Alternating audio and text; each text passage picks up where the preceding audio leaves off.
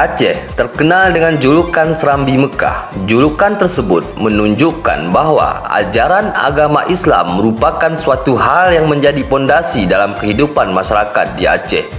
Salah satu ciri itu adalah di daerah ini banyak terdapat masjid-masjid yang didirikan oleh masyarakat pada masa itu. Dulu masjid tersebut tidak hanya sebagai tempat aktivitas keagamaan, tetapi juga aktivitas sosial lainnya. Berikut ini akan kami rangkum 5 masjid tertua di Aceh. Berikut daftarnya.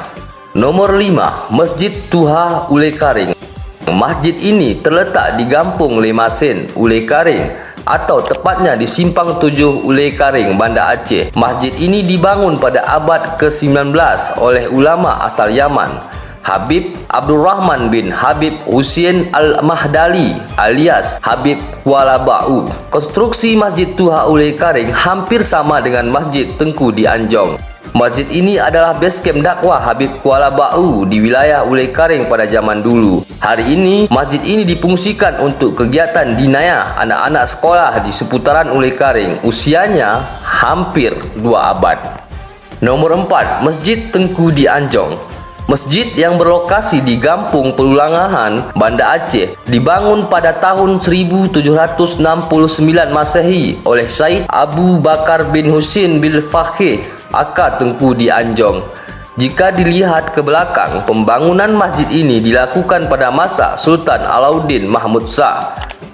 Masjid ini awalnya rumah Tengku di Anjong yang disulap menjadi dayah karena santrinya membludak, lalu dialihfungsikan menjadi masjid. Ketika tsunami pada tahun 2004 lalu, masjid ini rata dengan tanah, lalu dibangun kembali dengan mengikuti gaya arsitektur lama. Masjid Tengku di Anjong ini diperkirakan berusia 253 tahun. Nomor 3, Masjid Tengku di Pucuk Kreng. Masjid Tengku di Pucuk Kreng ini terletak di Gampung Beracan, Merudu, Pidijaya. Masjid ini dibangun pada tahun 1622 Masehi oleh Syekh Abdus Salim dari Madinah atas kesepakatan bersama masyarakat Beracan. Syekh Abdus Salim digelar dengan Tengku di Pucuk Kreng karena menetap di hulu sungai Pucuk Kreng di daerah itu.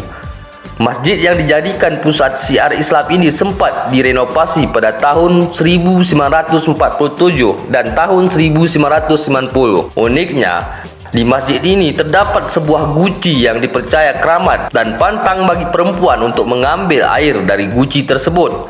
Hari ini, Masjid Tengku di Pucuk Kreng diperkirakan berumur 400 tahun. Nomor 2, Masjid Tuha Indrapuri. Masjid Tuha Indrapuri terletak di Gampung Kede, Indrapuri, Aceh Besar. Masjid ini dibangun tahun 1618 Masehi pada masa pemerintahan Sultan Iskandar Muda. Ada yang menyebutkan pondasi masjid ini berdiri di atas reruntuhan candi Hindu. Namun, ada juga yang berpendapat bahwa masjid ini dibangun di atas reruntuhan benteng mengingat ada konstruksi seperti benteng yang mengelilingi masjid. Syekh Abdul Kanaan atau Tengku Lampeunen pernah singgah di sini untuk mengajak Raja Lamuri masuk Islam kala itu. Masjid Tuha Indrapuri masih digunakan sebagai tempat ibadah hingga hari ini. Masjid tersebut kini diperkirakan berusia 404 tahun. Nomor 1, Masjid Asal Penampaan. Masjid Asal Penampaan terletak di pinggiran sungai di Dusun Kampung Penampaan, Kecamatan Blangkejeren, Kabupaten Gailues. Masjid ini diperkirakan dibangun pada tahun 1412. Jika informasi ini akurat, berarti Masjid Asal Penampaan didirikan dalam masa kerajaan Pasai dan kini berusia 610 tahun. Konon, menurut riwayat, di masa lalu masjid ini bisa dilihat dari berbagai wilayah di Gailues. Karena itu, daerah di mana Masjid Asal berada disebut Kampung Penampaan, yang artinya yang tampak dari berbagai arah. Penampaan berarti penampakan atau tampak. Masyarakat sekitar menyebutnya sebagai Masjid Asal karena inilah asal muasal pendirian masjid di seluruh Kabupaten Gailues dan sekitarnya.